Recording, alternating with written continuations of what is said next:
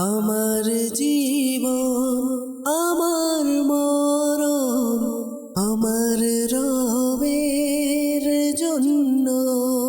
আলহামদুলিল্লাহি রাব্বিল আলামিন ওয়াসসালাতু ওয়াসসালামু আলা সাইয়্যিদিল মুরসালিন আম্মা বা'দ ফাআউযু বিল্লাহি মিনাশ শাইতানির রাজিম বিসমিল্লাহির রহমানির রহিম আসসালাতু ওয়াসসালামু আলাইকা ইয়া রাসূলুল্লাহ ওয়া আলা আলিকা ওয়া আসহাবিকা ইয়া হাবিবাল্লাহ আসসালাতু ওয়াসসালামু আলাইকা ইয়া নবিয়াল্লাহ ওয়া আলা আলিকা ওয়া আসহাবিকা ইয়া নূরাল্লাহ। দর্শকবৃন্দ, আপনারা যে যেখান থেকে আমাদের এই অনুষ্ঠানে শামিল হয়েছেন আপনাদের সবাইকে জানাচ্ছি অসংখ্য শুভেচ্ছা এবং অভিনন্দন। আর আসুন আমরা মূল বিষয়ের দিকে যাওয়ার পূর্বে ভালো ভালো কিছু নিয়ত করে নেই।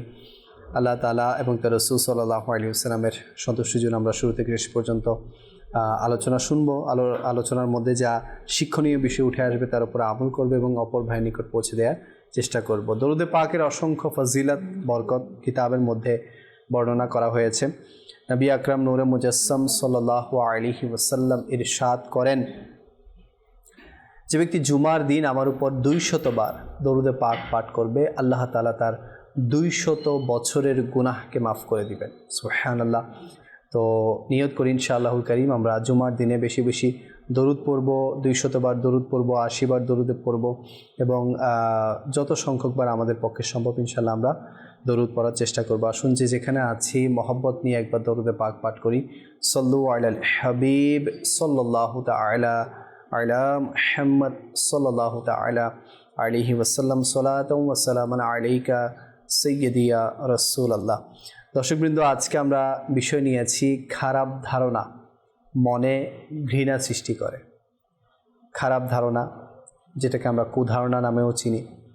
তো খারাপ ধারণা মনের মধ্যে ঘৃণা সৃষ্টি করে। কোনো বান্দার ব্যাপারে যখন আমরা কোনো যাচাই বাছাই ছাড়া কোনো ধারণা করে বসি বা আপাত দৃষ্টিতে মনে হতে পারে এক ধরনের, কিন্তু সত্যিকার অর্থে বিষয়টা অন্য ধরনের।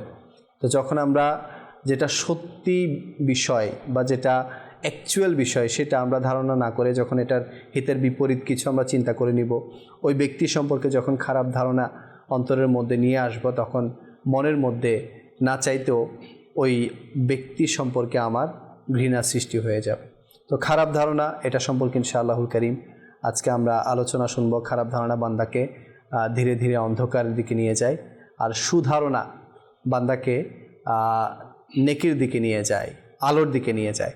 ইনশাআল্লাহুল কারীম এই বিষয় নিয়ে আমরা আলোচনা শুনবো। আজকে আমাদের সাথে উপস্থিত আছেন আমাদের মোবালিকে দাওয়াত ইসলামী সৈয়দ ইকরাম ভাই। হুজুর কেমন আছেন? মাশাআল্লাহ, আপনাকে সুস্বাগতম। এবং আমাদের সাথে নাতখা হিসেবে আছেন আমাদের সজীব ভাই। কেমন আছেন হুজুর? মাশাআল্লাহ, আলহামদুলিল্লাহ। শুন একটি কালাম শুনে আসি, এরপর ইনশাআল্লাহ আজকে যে বিষয় সেই বিষয় সম্পর্কে আমরা আলোচনা শুনব। জি। সাল্লাল্লাহু আলাইহি ওয়াসাল্লাম। صلي على رسولنا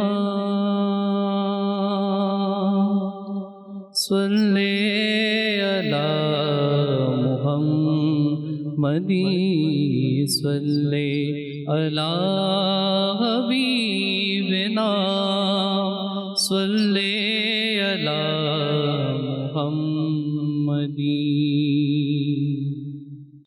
তারি বিরহে অশ্রু আমার গেল বয়ে, তারি বিরহে অশ্রু আমার গেল বয়ে, মদিনায় সবে গেল গেলাম রয়ে, মদিনায় সবে গেল গেলাম রয়ে, তার বিরহে অশ্রু আমার গেল বয়ে, তার বিরহে অশ্রু আমার গেল বয়ে, যাব মদিনায় আমিও এই বছর যাব মদিনায় আমিও এই বছর, প্রতি বছর ভেবে আমি গেলাম রয়ে তারি বিরহে, অশ্রু আমার গেল বয়ে তারি বিরহে, অশ্রু আমার গেল বয়ে। নবীকে বলে দেব তো মাসালাম, নবীকে বলে দেব তো মাসালাম, যারা গেল চলে গেল এই বলে, যারা গেল চলে গেল এই বলে তার বিরহে, অশ্রু আমার গেল বয়ে তার বিরহে, অশ্রু আমার গেল বয়ে। সান্ত্বনা পাবে কিভাবে মন আমার,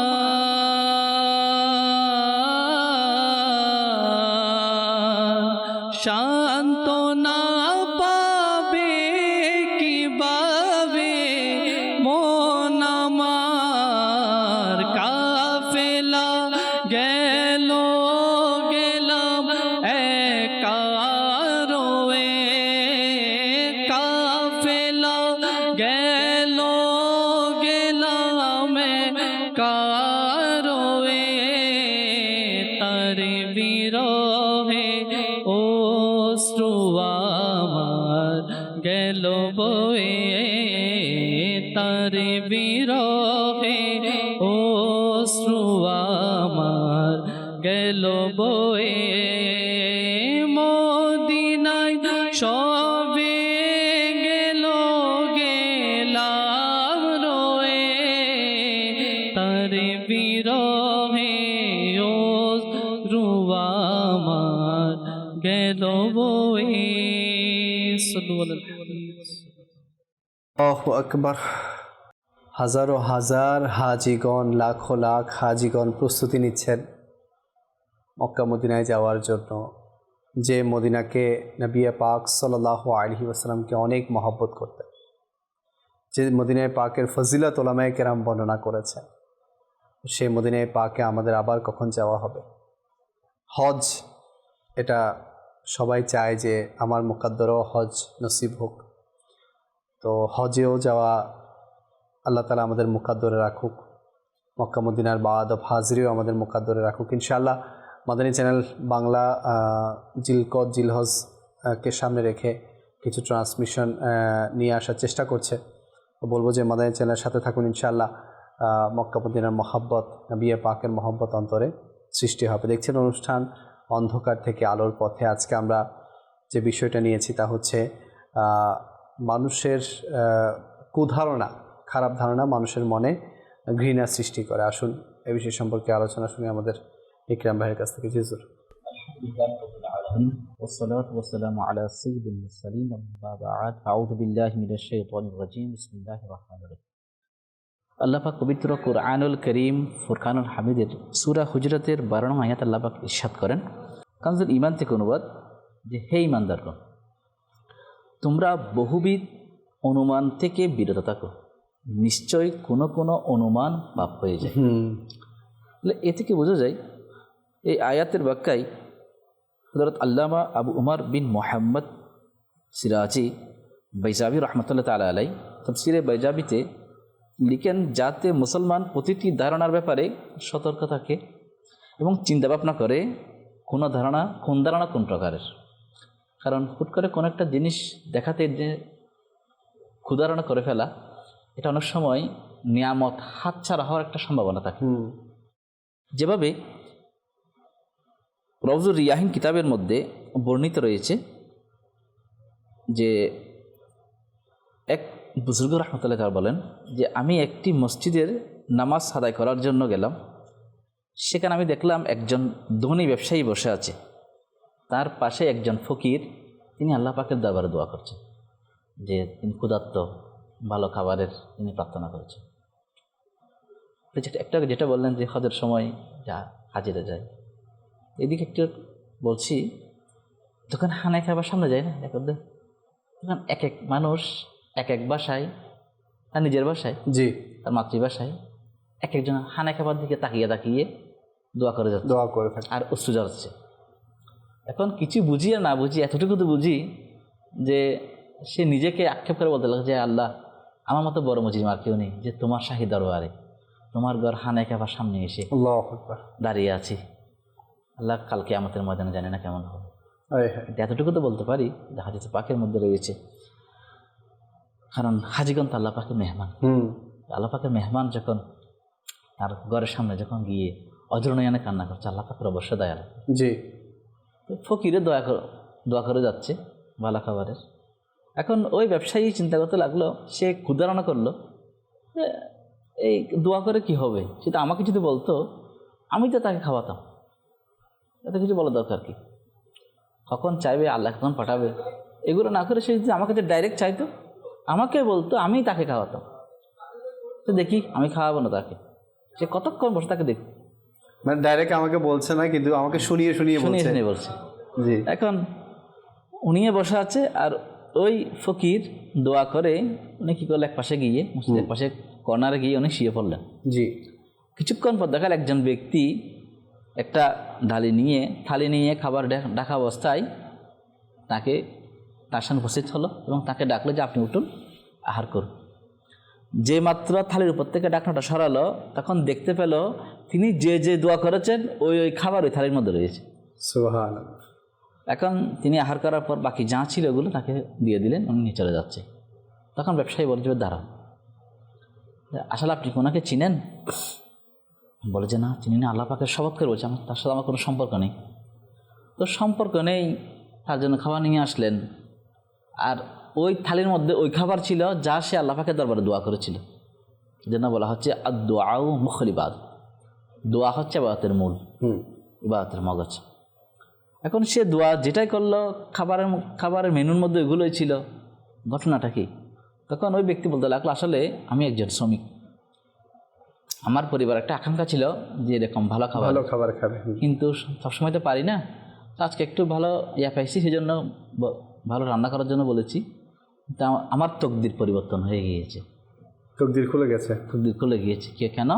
যে আমি স্বপ্নে আমার নবীর দিদার লাভ করেছি। সুবহানাল্লাহ। আমার নবী ইরশাদ করেছেন যে যাও, আমার একজন ফকির, একজন আল্লাহ পাকের বান্দা, এই তোমার ঘরে যে রান্না করেছে ওই খাবারগুলো সে আহার করার জন্য ইচ্ছা পোষণ করেছে। সুবহানাল্লাহ। তুমি তাকে গিয়ে আহার করাও, সে যতটুকু খায় সে খাবে, বাকিও তোমাকে দিয়ে দিবে, তুমি নিয়ে চলে আসবে, তোমার জন্য আমি জান্নাতের জামিনদার হলাম।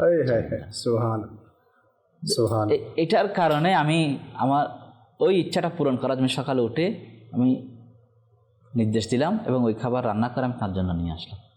এখন ব্যবসায়ী বলতে লাগলো যে আপনি এই খাবার তার জন্য নিজে নিয়ে আসলেন, এখানে আপনার কত খরচ হলো? যে 10 মিসকাল, যেমন স্বর্ণ জট্টক আমি আপনাকে 20 মিসকাল দিব, আপনি নেকিগুলো আমাকে দিয়ে দিন। বলছে না 40। এভাবে তিনি উঠতে উঠতে 100 মিসকাল পর্যন্ত উঠলেন। আচ্ছা। তখন ওই ব্যক্তি বলতে লাগলো যে এটা নয়, আপনি যদি আমাকে পুরো দুনিয়ার সব কিছুই দেন, তারপরও আমি আমার নবী যে আমার জন্য জান্নাতের জামিনদার হয়েছে, আমি এটা কখনো ছাড়তে রাজি নই। এটা আমারও মুকদ্দরে ছিল, আপনাকে তো শুনিয়েছিল, সুযোগ দেওয়া হয়েছে, কিন্তু আপনি সেটা লুফে নেন নাই। এটা এখন আমার তকদির, আল্লাহ পাক দিয়ে দিয়েছেন, এখন আপনি চাইলে আর পাবেন না। এখন ওই ব্যবসায়ী আক্ষেপ করে কত লাগলো যে হাই কি করলাম আমি, যে ক্ষুধারণা, সে ক্ষুধারণা করলো যে আমার কাছে চাইলেই তো হতো। এজন্য আমার কাছে চাচ্ছে না সেটা বড় কথা নয়, আমি যদি না চাওয়াতে যদি তাকে সাহায্য করতে পারি, এটা আমার জন্য অনেক বড় বেনিফিট। কেননা ওই মুহাদ্দিসিন কিরাম এভাবে বর্ণনা করেন, উলামায়ে কিরাম এভাবে এটা বর্ণনা করেছেন বাচ্চা হারুন ওনার স্ত্রী জুবাইদা, হযরত বাহরুল দানা রহমতুল্লাহ তাআলা আলাইহি তিনি মাটির মধ্যে অঙ্কন করছেন, বদলা করলেন জান্নাত ক্রয় করি জান্নাত। এখন জুবাইদা এটা শুনে কী করলো, বললো যে হ্যাঁ আমিও নিব। কত? এত একটা ফিগার বললো। এখন রাতে স্বপ্ন দেখলো জুবাইদা জান্নাতের শাহী মহলের পাশে আছে। এখন বাদশাহ হারুন জিজ্ঞেস করে এটা কার জন্য? এটা জুবাইদার জন্য। কিন্তু এর আগে তিনি দেখলেন যে জুবাইদা কিছু বা একটা অ্যামাউন্ট নিয়ে যাচ্ছে খার জন্য, বলছে বাহরুল দানাকে দেওয়ার জন্য। কি জন্য? জান্নাত ক্রয় করবে। বলছে কি বাদশাহ বলছে উনি একজন আল্লাহ পাকের মুজুজুব বলি, ওনার কথা একটা বিশ্বাস করেছে, এটা তো অনেকটা বিলিভেটার নট। জান্নাত কীভাবে করবে? জান্নাতের মালিক তো আল্লাহ পাক, উনি যাকে টাকা দিবেন। এখন উনি বললো আর আপনি দিয়ে দিচ্ছেন। এখন এটা যখন স্বপ্ন দেখলো, তারপরের দিন কী করলো, বাদশাহ হারুন রশিদ খুঁজতে লাগলো বাহরুল দানাকে। যখন পেলে হচ্ছে বাহরুল দানা, আপনি যেটা কালকে জান্নাতে ঘর বিক্রি করেছেন, আমি একটা ক্রয় করব। তখন উনি কী করলো, বলছে হ্যাঁ পারেন। তো কত দিতে হবে? বলে যে একটা অ্যামাউন্ট বললো, বিরাট একটা। বলছে তো কেন? কালকে তো জুবাইদা অনেক কম দিই। যে জুবাইদা তো না দেখে ক্রয় করেছে, আর আপনি তো দেখে ক্রয় করার জন্য এসেছেন। আল্লাহু আকবার, আল্লাহু আকবার। তাহলে এটা হচ্ছে সুধারণা। উনি না দেখেও, এটা হতেও পারে নাও হতে পারে, কিন্তু উনি এটা জানতেন যে একজন নেককার বুজুর্গ, উনি বলছেন আমিও সুধারণা করে আমিও যাচ্ছি ওনার সাথে, আমি দেখে নয়। ওই যে কস্তুরীর মতো যে হরিণ হযরত আদম আলাইহিস সালাম মোহাব্বত করে সুধারণা নিয়ে গিয়েছিল, একজন আল্লাহর নবী এসেছে, তো তার জিয়ারত করে আসি, তার জিয়ারত করার জন্য এসেছে। আর আদম আলাইহিস সালাম ওনার ওই হরিণের পিঠের উপর হাত বলিয়ে দিয়েছেন, পরশ বলিয়ে দিয়েছেন। ওইটার কারণ তার থেকে সুগন্ধ বের হচ্ছে। যখন জঙ্গলে গেল, বলতে হলো কী ব্যাপার, এত সুগন্ধ করতে আসলো? বলে যে আল্লাহ পাকের জন্য নবী আসছে, ওনাকে দেখার জন্য গিয়েছে, উনি হাত বলিয়ে দিয়েছেন, এরপর থেকেই সুগন্ধ বের হচ্ছে। তখন বাকি যারা সবাই বলছে তাহলে আমরাও যাব, আমরা তাকে দেখে আসবো, আমরাও সুগন্ধ লাভ করব। তাহলে দেখুন উদ্দেশ্য কী ছিল? সুগন্ধ। কিন্তু ওনাদের সুধারণা ছিল যে নবীর জিয়ারত করা, আর ওদের ধারণা হচ্ছে সুগন্ধ লাভ করা। তখন তারাও গিয়েছে, আদম আলাইহিস সালাম তিনি হাত বলিয়ে পরশ বলিয়ে দিয়েছেন, হাতের পরশ বলিয়ে দিয়েছেন, কিন্তু সুগন্ধ আসছে না। তো রহস্যটা কি? রহস্য হচ্ছে এটা যে নবীকে মোহাব্বত করার কারণে, সুধারণা পোষণ করার কারণে জিয়ারত করবো, আল্লাহ পাকে নবী আগমন করেছেন, দেখব শান্তি পাবো, ওই নিয়েতে গিয়েছে, সুগন্ধ লাভ করলো। আর ওরা সুগন্ধের জন্য গিয়েছে, সুগন্ধ পায়নি। যাই হোক হুজুর, এখানে সুধারণার মধ্যে কোনো ক্ষতি নাই, কিন্তু কুধারণার মধ্যে ক্ষতি আছে অবশ্যই। আর এখানে আপনি একটা যে বিষয় বললেন, আমাদের চ্যানেলের দর্শকবৃন্দদের মিসকনসেপশনও দূর করা উচিত। এখন তো অনেক জালি বাবা বের হয়েছে, হ্যাঁ, মানে গ্যার শরীয়তি, শরীয়ত মানে না, শরীয়তকে পালন করে না, এরকম কিছু ভণ্ড বের হয়েছে। এখন তারাও যদি এরকম বলে যে আমি জান্নাত বেচবো, সেই ক্ষেত্রে কি সুধারণা করা যাবে? আল্লাহ করুক। এই জন্য তো মাদানী চ্যানেল, এই জন্য তো আমিনাতুল মাদানী মুযাকারা, সুবহানাল্লাহ, এই জন্য ইলমে দ্বীন। একটা সময় ছিল যখন মানুষ ইলমে দ্বীন থেকে দূরে ছিল বা স্যাটেলাইট থেকে দূরে ছিল, হ্যাঁ, তারপর দুকাবাজ থেকে দূরে ছিল। এখন দুকা দেওয়ার জন্য সবচেয়ে একটা উত্তম পন্থা হচ্ছে গেটআপটা, মাথায় পাগড়ি, তারপর মানুষ আমার সাথে দলবল ব্যক্তি, ভালো ভালো খাবার, আলিশান গাড়ি, দামি মোবাইল ফোন, হ্যাঁ, আমার গেটআপ, এগুলো দেখে মানুষ আর কি কিছু থাকবে, ব্রোকার বলছে না ওনার মিথ্যা কারামত বর্ণনা করা। তো যিনি শরীয়ত থেকে দূরে, পার্সেন্টেজ সেও পায়, তাই? হ্যাঁ, পার্সেন্টেজ অবশ্যই পায়। তো যার মুখে শরীয়তের দাড়ি নেই, নামাজ নেই, যিনি নিজে বাঁচতে কষ্ট হয়ে যায়, মানুষ মুরিদ বাঁচাবে করতে গিয়ে, তো এরকম হলে তা হবে না। পীর হতে হলে তো নাজমুদ্দিন কুবরার মতো হতে হবে। সুবহানাল্লাহ। যিনি উজু করছেন, এদিকে ফখরুদ্দিন রাজি রহমতুল্লাহর কি হচ্ছে, সকারাত শুরু হচ্ছে, শয়তানের সাথে তার তর্ক যুদ্ধ চলছে, হ্যাঁ, ওইখান থেকে তিনি দেখছেন, তিনি পানি এখান থেকে নিক্ষেপ করলেন যে বিলা দলিলে বলো আল্লাহ একজন, কুল হুয়াল্লাহু আহাদ, হ্যাঁ, আল্লাহ একজনটা দলিল ছাড়া বলো। তাহলে 360টা দলিল দেওয়ার পরও যেখানে আল্লাহকে দুইটা বলার জন্য শয়তান যে উঠে পড়ে লেগেছে, এত বড় একজন তাফসীর কারক, এত বড় একজন বিশ্ববিখ্যাত আলেমে দ্বীন, তার সাথে বহাস হচ্ছে শয়তানের, আর সেখানে উনি শরীয়ত বাদ দিয়ে মুরিদ বাঁচাবে কোত্থেকে, যেখানে বাস নিজে বাঁচতে কিনা সন্দেহ। তো পীর হলে ওইরকম হতে হবে যার কাশফ এতটাই পরিষ্কার।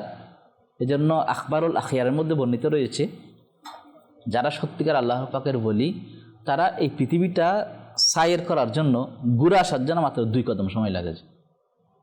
এই জন্য তোমার গোসফা করছেন নাজার তো ইলা বিলাদিল্লাহি জামান সুবহানাল্লাহ কাহারদাতিন আলা হুকুম ইত্তিসালি। সুবহানাল্লাহ। আমি যখন আল্লাহ পাকের সঠিক দৃষ্টি তখন সরিষার দানার মতো মনে হয়, তো বলি হলো তো ওইরকম হতে হবে আমার গোসফাকের মতো বলি। আমার গোসফাক যেগুলোকে স্যাটিসফাই করবে, যেগুলোকে সার্টিফিকেট দিবে, এগুলো তো বলি হচ্ছে। তো এখন যিনি নামাজ নেই, যেটা বলেন আপনি, নামাজ বাদ দিয়ে শরীয়ত বাদ দিয়ে, তো এগুলা যদি কাউকে জান্নাত বলেন, কারো তকদির পরিবর্তন করতে, তো নিজেরটা পরিবর্তন করুন। জি জি অবশ্যই। তাহলে এইগুলো আমাকে বিবেচনা করতে হবে। দেখো তো এখন মানুষ সবাই লাভ লোকসান ভালো বুঝে, আমার আপনার চেয়ে বেশি ভালো বুঝে। আমি যদি লাভ লোকসান এতটুকু বুঝি, আমার আখিরাতের দায়িত্বটা আমি কাকে দিব? যে আছে না, জব বিকতে নাতে কোই পুছতা নেই, মসজিদ নে খরিদ কর মুঝে আনমোল কর দিয়ে, জব বিকে নাতে তো কোই পুছতা না থা। তাহলে দেখুন, যেখানে বিক্রি হয় তখন তো জিজ্ঞেস, যখন বিক্রি হয়ে গেছে, যখন মসজিদের হাতে যখন হাত রেখেছি, তখন আমি এখন অমূল্য হীরা হয়ে গিয়েছি। তো এটা কখন বুঝবেন? যখন আমার মধ্যে আল্লাহ পাকের ভয় চলে আসবে, পরিবর্তন আসবে। এই জন্য বলছেন ইয়া আইয়ুহাল্লাযীনা আমিনু বিল্লাহি ওয়া রাসূল, যে হে ঈমানদারগণ, তোমরা ঈমান আনো আল্লাহ এবং রাসূলের প্রতি। তাহলে ঈমানদারকে কেন বলা হচ্ছে? যে ঈমান আনার জন্য বলা হতো, ইয়া আইয়ুহাল মুসলিমুন বলা হতো, তো যে হে মুসলমানরা, তোমরা আল্লাহ এবং রাসূলের প্রতি ঈমান আনো। এখানে ঈমানদারদেরকে লক্ষ্য করে বলা হচ্ছে যে আইয়ুহাল্লাযীনা আমিনু বিল্লাহি ওয়া রাসূল, আল্লাহ এবং রাসূলের প্রতি ঈমান আনো। তো ঈমানটা হতে হবে মজবুত। যেন বলা হচ্ছে উদখুলু ফিস সিলমি কাফা, তোমরা ইসলামে পরিপূর্ণভাবে প্রবেশ করো। তো যেহেতু পরিপূর্ণ যতক্ষণ হবে না, যতক্ষণ নাকেস থাকবে, সেখানে পরিপূর্ণ নয়। আর যখন পরিপূর্ণ নয়, তো পরিপূর্ণ যিনি আছেন তার কাছেই তো যাব, যিনি আমাকে দুনিয়া এবং আখিরাত আমাকে উত্তম পন্থায় ভালো আমাকে মঞ্জিলে মকসদ পর্যন্ত পৌঁছাবে। এই জন্য পীর শুধু হাতটা রাখলাম যে একটুক নয়। এই জন্য জামান নবী সম্পর্কে নাম রাখনে কি আহকাম এই কিতাবের মধ্যে বর্ণিত হচ্ছে। মোহাম্মদ মুফতি ইয়ার খান নবী রহমতুল্লাহ তিনি বলতে লাগলেন যে মোহাম্মদ উচ্চারণ করার সময় 2 টুট লেগে যায়, আল্লাহ 2 টুট লাগে না, মোহাম্মদ 2 টুট লাগে। তো মোহাম্মদ হচ্ছে উনি এমন যিনি উম্মতকে নিয়ে গিয়ে আল্লাহ পর্যন্ত পৌঁছিয়ে দেবেন। সুবহানাল্লাহ। তো পীর হচ্ছে এমন যিনি তার মুরিদকে নিয়ে নবী পর্যন্ত পৌঁছাবে।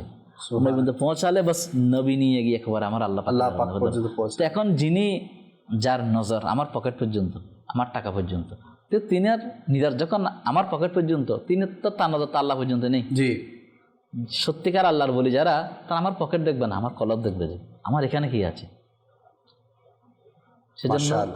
সেজন্য আপনি যেটা বললেন যে পীরের ক্ষেত্রেও যাচাই বাছাই করতে হবে। এখন যেহেতু ফিতনার জামানা, ফিতনা ফেসাদের যুগ, তো পীরটাও কেমন?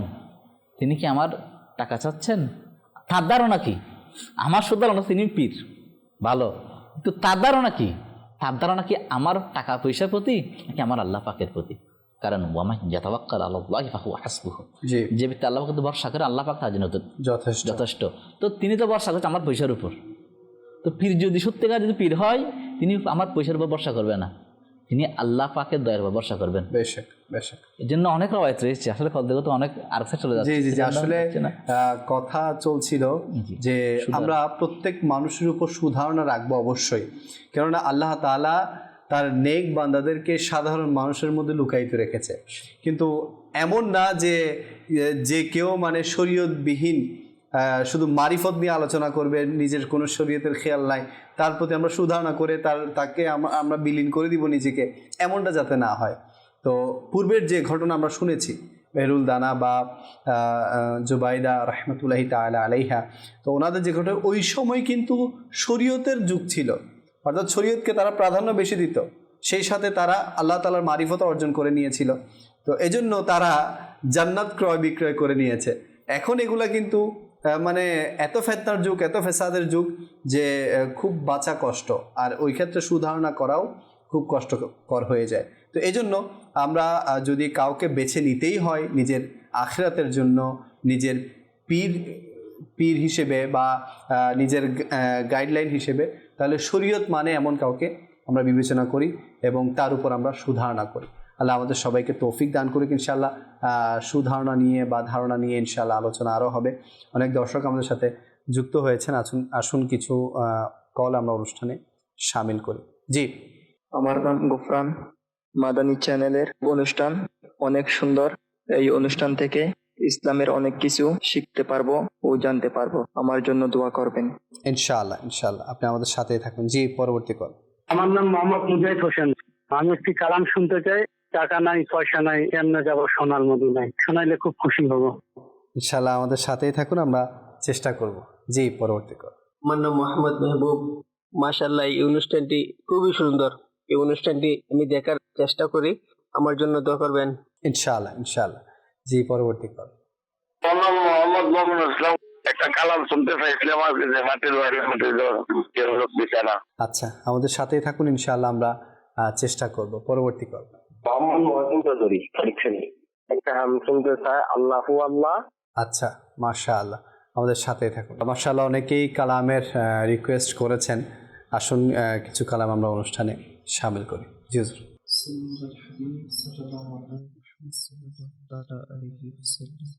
করো শান্ত তুমি আমায় ডেকে রোজায় রসুল্লাহ, দয়া করো দয়ার সাগর ডাকো আমায় রসুল্লাহ, করো শান্ত তুমি আমায় ডেকে রোজায় রসুল্লাহ, করো শান্ত তুমি আমায় ডেকে রোজায় রসুল্লাহ, দয়া করো দয়ার সাগর ডাকো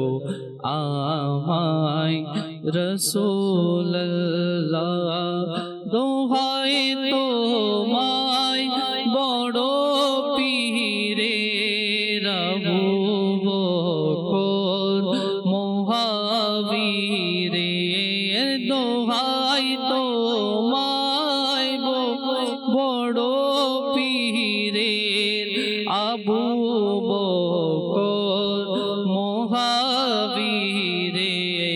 সবুজ গম্বুজ দেখাওয়া তুমি আমায় মদিনাতে, করো শান্ত তুমি আমায় ডেকে রোজায় রসুল্লাহ, দয়া করো দয়ার সাগর ডাকো আমায় রসুল্লাহ, ডাকো আমায় তুমি আকা, ডাকো রোজায় রসুল্লাহ, ডাকো আমায় তুমি আকা, ডাকো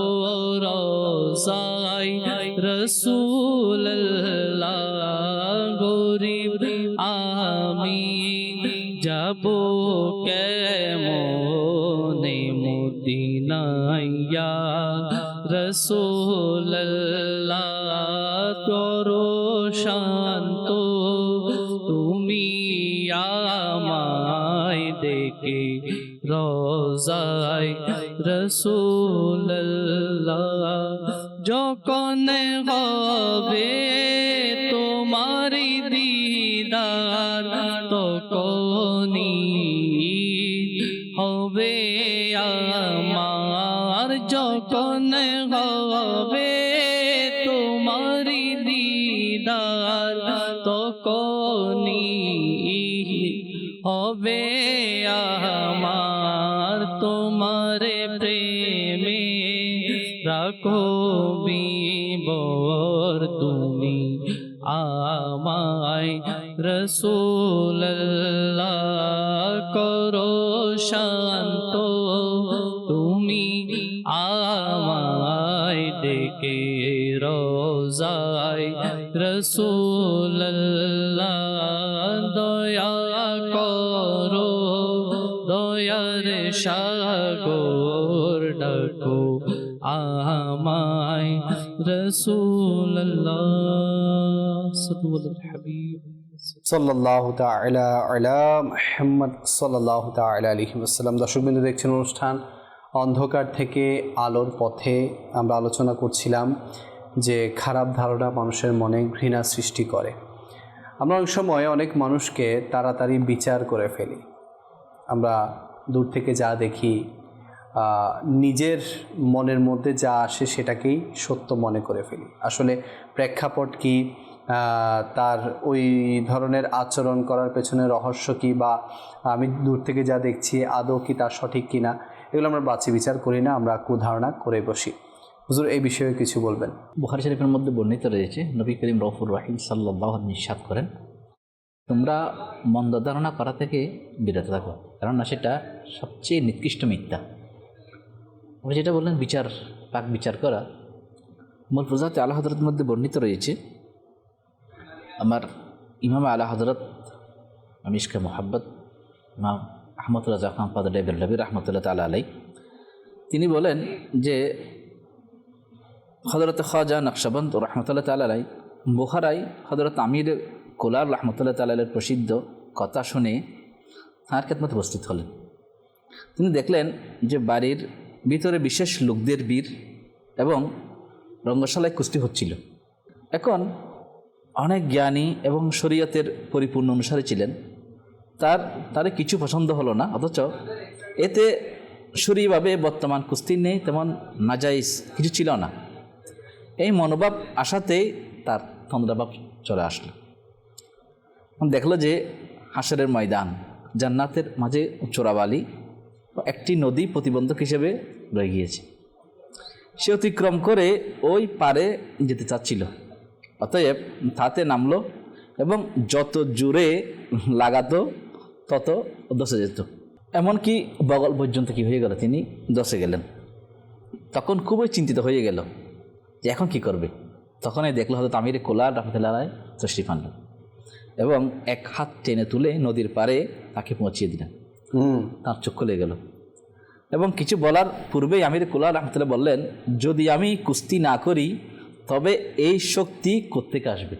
আল্লাহ পাক, অর্থাৎ আমার লড়াই করা আল্লাহ পাকের সন্তুষ্টির জন্য, আল্লাহ পাকের সন্তুষ্টির জন্য আমি এটি করছি, লড়াই করছি। এই কথা শুনতেই তার কদমে পড়ে গেলেন এবং বায়াত গ্রহণ করলেন। এখান থেকে মাদানী ফুল হচ্ছে যে কাউকে দেখে আপনি যেটা বললেন বিচার না করা, হুট করে এখন সাদা পোশাক দেখলাম তাই বলে আপনি যেটা বললেন, কারণ সাদা পোশাক দেখলেই আল্লাহ পাকের অনেক বড়, আল্লাহ পাকের বলি হয়ে গিয়েছে। আবার অনেক সুধারণা করতে পারি, সুধারণার মধ্যে বরকত রয়েছে। যে আমার নবী ইরশাদ করেছেন, যে ব্যক্তি কোনো বান্দার প্রতি কুদারণা করলো সে আমার প্রতি কুদারণা করলো, আর যে আমার প্রতি কুদারণা করলো সে আমার আল্লাহ পাকের প্রতি। আল্লাহু আকবার। তো সেজন্য কুদারণা থেকে বিরত থেকে আমরা ভালো ধারণা করতে পারি। জি, নিশ্চয়ই আল্লাহ পাকের বন্ধু আমার চেয়ে উত্তম, এতটুকু তো বলতে পারি। তার মানে এই নয় যে আমি সবার চেয়ে উত্তম বা আমি তার চেয়ে উত্তম। জি, কারণ এটা হচ্ছে নিজেকে উত্তম মনে করা, এটা শয়তানের একটা বড় ফাঁদ। কেননা শয়তানেই প্রথমে বলেছিল খালাকতানি মিন নারি ওয়া খালাকতাহু মিন তিন, যে আমাকে সৃষ্টি করা হয়েছে আগুন দিয়ে আর আদমকে সৃষ্টি করেছে মাটি দিয়ে। এই জন্য বলা হচ্ছে যে খালাকতানি মিন নারি ওয়া খালাকতাহু মিন তিন। আগুনের একটা স্বভাব হচ্ছে উপরের দিকে যাওয়া আর মাটির স্বভাব হচ্ছে নিচে থাকা। তো আমি আদমকে আমি কীভাবে চিন্তা করবো? যে অহংকার, রিয়া, তো ধারণা ছিল যে এটা যে আমি ওনার চেয়ে বেটার, মোর দেন বেটার। এই জন্য মোর দেন বেটারটা চিন্তা করাটা এটা শয়তানের একটা ফাঁদ। সেজন্য এটা থেকে বাঁচার জন্য আমাদেরকে সুধারণা করা উচিত। অবশ্যই অবশ্যই। আমির হাসানকে দেখুন, ওনাকে দেখলে কি কেউ বলতে পারবে উনি কেমন, বা উনি মাজাল আল্লাহর পানা? ওনাকে দেখলেই তো বলবে যে নেককার, পরহেজগার, যার কথা এত সুন্দর, যার চলা সুন্দর, যার বাসা সুন্দর। এখন কথা হচ্ছে যে এই ফিতনা ফিতনাতে যুক্ত। এখন মানুষ মোবাইলে দেখতে দেখতে এখন সব কিছু হচ্ছে এখনই হবে। ওই মরিয়াম রহমতুল্লাহ আলাইহার মতো, যে উনি এখন বৃক্ষরোপণ করবেন, এখন খেজুর গাছ থেকে এখন বড় হয়ে যাবে, এখন ফল, এখন ফুল, এখন ফল, এখন পেকে চলে আসবে, এখনই আর করবো। এখন মানুষ আছে এরকম, মানে হুটহাট সব কিছু ক্লিক করলাম চলে যাবে ওই রকম। এই জন্য এটা পীরের ক্ষেত্রে বলুন, এটা আপনি টাকার ক্ষেত্রে বলুন, মানুষ মনে করে যে আগে আমরা এখন কিতাব পড়লে যেটা বুঝতেছি, যেটা আমাদের রাওয়ায়াতের মধ্যে হচ্ছে বর্ণিত রয়েছে যে অমুক দরবারে গিয়েছি, যেভাবে বাদশাহ আলমগীর খাজা গরিবের দরবারে এক অন্ধ ব্যক্তি জি হ্যাঁ আরজ করছিল যে খাজা আমার চোখকে কী করে দাও, ভালো করে দাও, তার দাঁড়াচ্ছিল এমন। তো বাদশাহ আলমগীরটা দেখে বলে যে কী ব্যাপার, বলছে আমি আরজ করছি যদি কতদিন যাবত, বলে এত বছর যাবত। তো হয়তো গরিব নামাজ এখন চোখ ভালো করে দেয় নাই, বলছে না ঠিক আছে আমি জিয়ারত করে বের হব, এর মধ্যে চোখ যদি ভালো না হয় তাহলে কতল। এখন ফকির তো খুব জোরে কান্না করতে লাগলো, জি কারণ আগে ধারণা একরকম, এখন ধারণা ভিন্ন, বাদশাহ ধারণা ভিন্ন। বাদশাহ আলমগীরের ধারণা হচ্ছে যে আমার গরিবে নামাজের দরবারে তো কেউ খালি হাত ফিরে না, জি উনি দেরি কেন করবে, নিশ্চয় তার ছাড়ার মতো কোনো ঘাটতি আছে। এখন ওই ফকির বলতে একটা দিন তো আমার দৃষ্টিশক্তি কি ছিল, ভয় ছিল, এখন তো প্রাণের ভয়, গরিব নামাজ কি করেন, অজর নয়নে কান্না করতে লাগলো, ইখলাস দিয়ে কান্না করতে লাগলো। বাস আল্লাহ পাকের দরবারে এটা কবুল হয়ে গিয়েছে। বাদশাহ আলমগীর বের হতে বলতে বাদশাহ আমার চোখের যদি ফিরে এসেছে, তখন তোমার ধারণা তখন এতটুকু ছিল না, ইখলাসের ঘাটতির কারণে জি এ পর্যন্ত পৌঁছানো।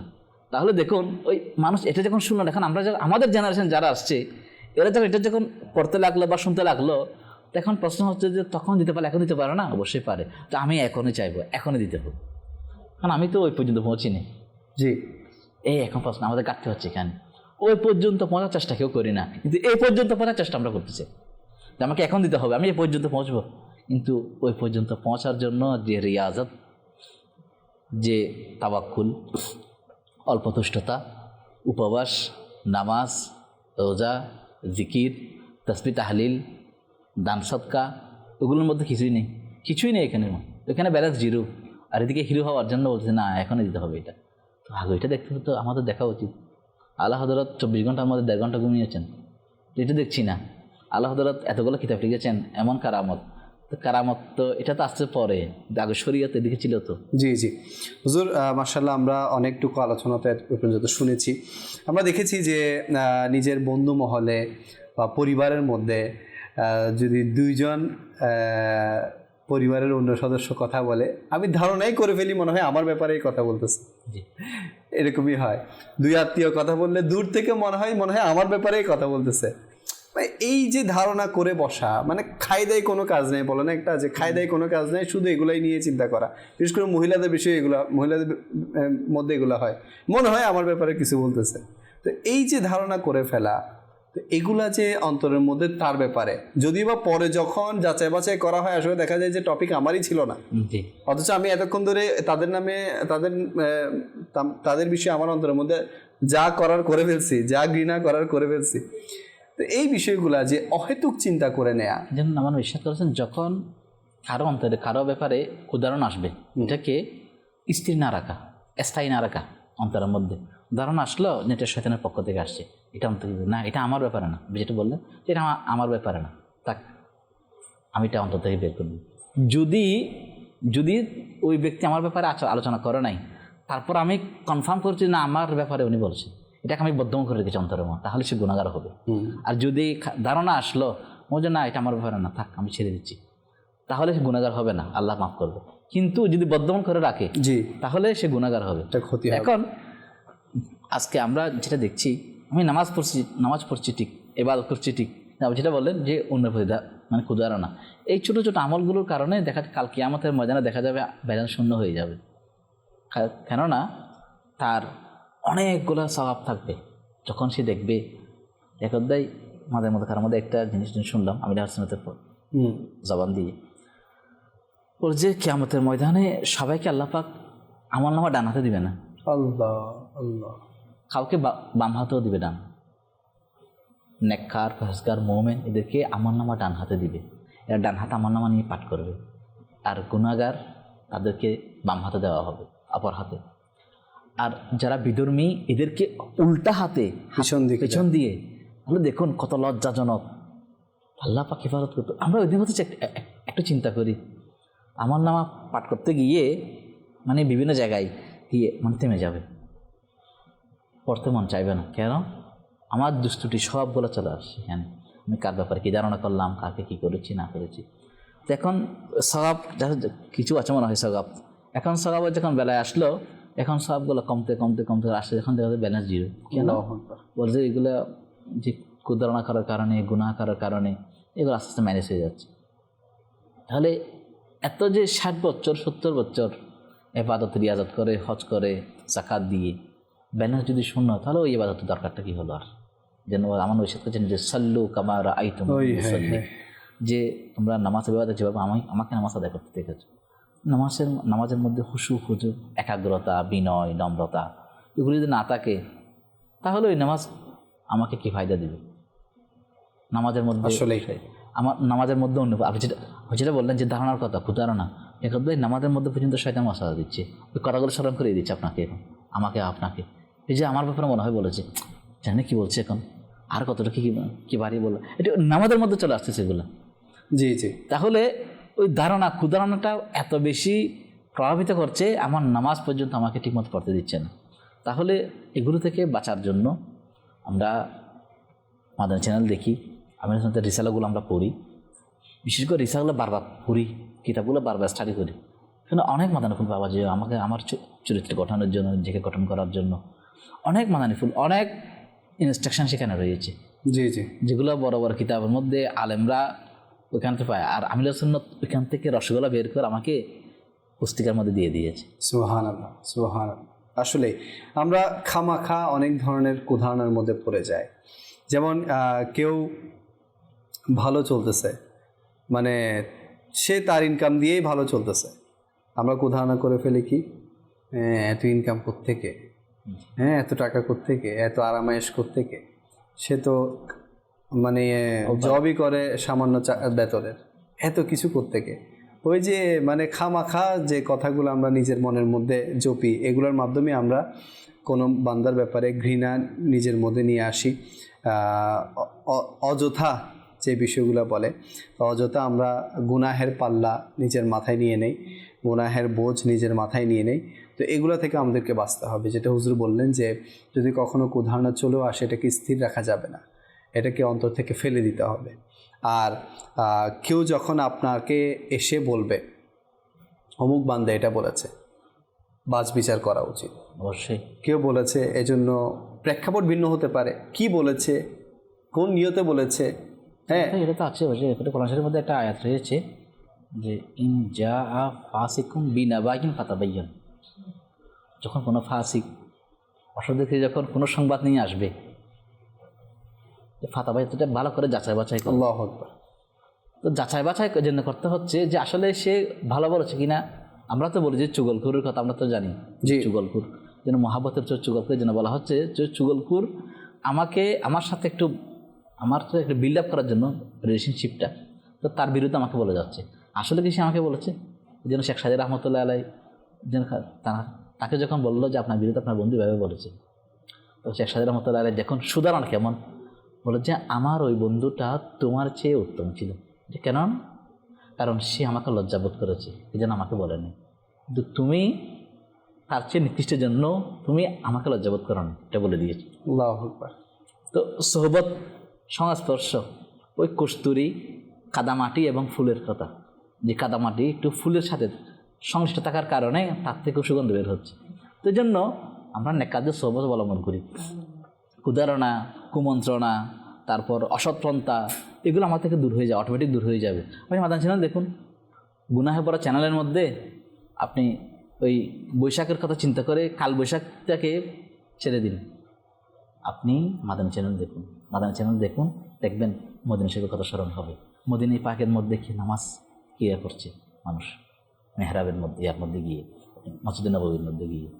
আমাদের মসজিদের মধ্যে রাত 2টা 1টা কোনো মানুষই নেই। হ্যাঁ, নামাজ 2টা 1টা কি আরো কম সময়ে বলছি, তো ওইটা বলছি, তো মানুষ মসজিদও যাচ্ছে না। আপনি দেখবেন সোশ্যাল মিডিয়ার মধ্যে যে মসজিদে গিয়ে মহিলারা এখানে সেলফি তোলার জন্য। তাহলে দেখুন মসজিদ বানানো হয়েছে নামাজের জন্য, ইবাদতের জন্য। তো আমরা যখন মসজিদ ছেড়ে যখন চলে আসলাম, তখন মহিলারা গিয়ে দখল করছে, শয়তান গিয়ে দখল করছে এখানে। তাহলে দেখুন ইবাদতের জায়গার মধ্যে আজকে বেহাইপনা।